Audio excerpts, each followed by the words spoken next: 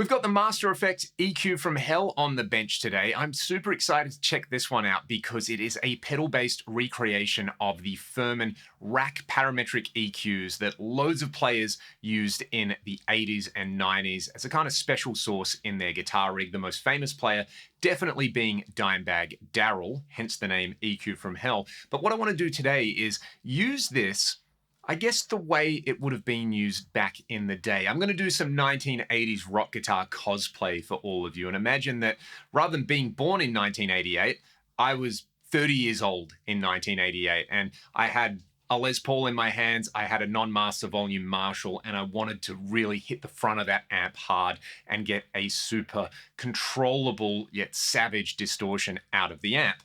I might connect a rack mount Furman, but those are really hard to come by, and because of the association with players like Dimebag, now they're super expensive, and being older units, they are prone to service issues. They're a little bit noisy, and again, they're not as easy as just plugging a pedal in. So we have three fully parametric bands on here. We've got a low band that ranges from 25 up to 500 hertz, the mid-range band on here, which can go as low as 150 and up to 2.5 kilohertz, and then the high band, which I guess could be a secondary mid-band as well, because we can get it down to 600 hertz all the way up to 10K. You can disable the EQ on here, and there's a high and a low switch. I don't mind clipping the input onto this and using the level control as a preamp to drive the amp harder. That's an old trick you can do with those rack EQs. But first, let's just bypass it and hear the sound of this Les Paul into my Marshall. I'm using the Fractal X Load and my free cab IR that's linked in the video description.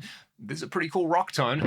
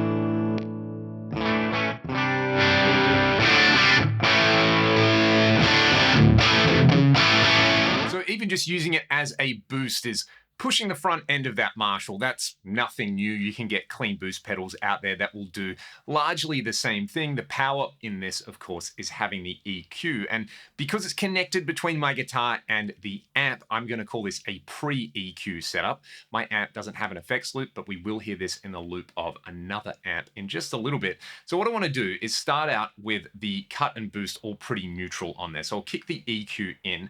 I'm going to start with a level control around noon on there. So it's roughly unity gain in there. Then the first thing that I want to do is play around with this mid-range band on there. And I want to like carve out a custom mid-range boost. We can set the frequency. I always find around 800 to 1K is a really good starting point.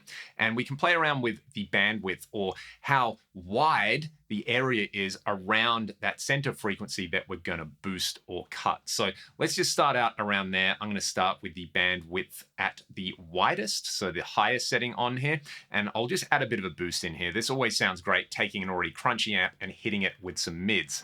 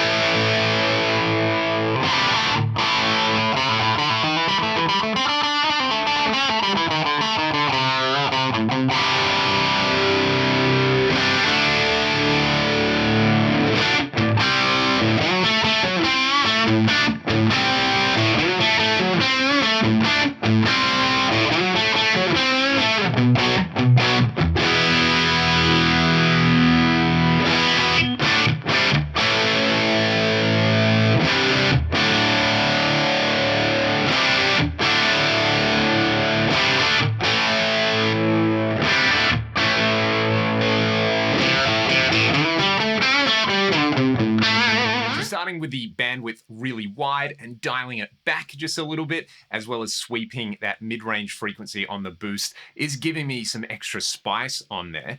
What I want to do next is I want to cut a little bit of bass. This is something that I think works really well pre-gain to tighten up an amp. But to compensate for that, I'm going to turn the overall level up. So it's interesting, we're kind of turning the bass frequencies down and we can tune that in here along with the bandwidth. I'm going to go for quite a wide bandwidth on here. And let's start maybe at 100 Hertz.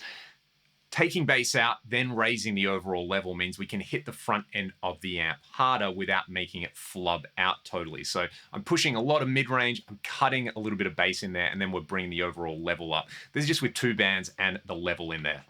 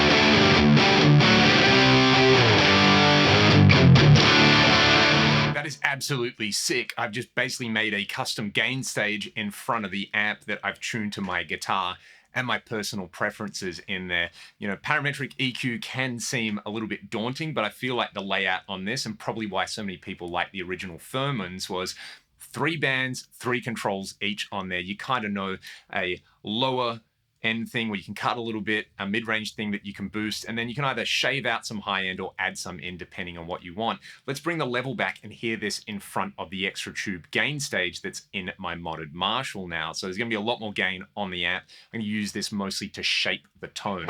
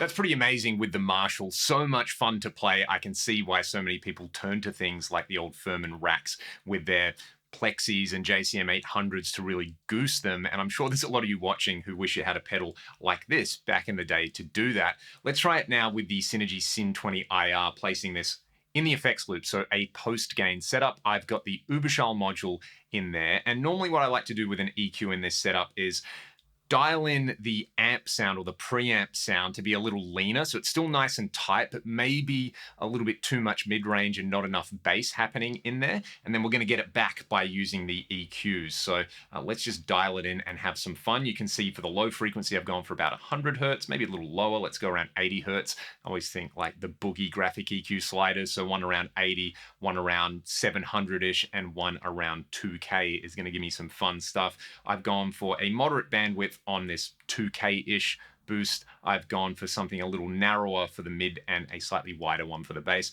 Let's just see where we end up.